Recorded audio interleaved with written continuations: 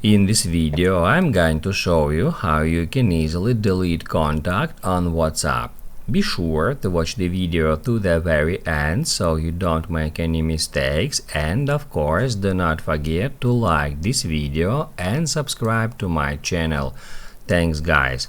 So let's get started, and first off, open up WhatsApp app, then go to chats and then tap right here at that icon. What that will do, that will open up your WhatsApp contacts, and on the next step we need to search for a contact we would like to remove.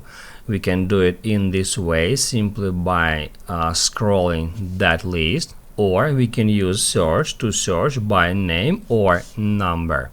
Once we find a contact we would like to delete, we need to tap on it, then tap at contact's name at the very top, select edit, and then delete contact.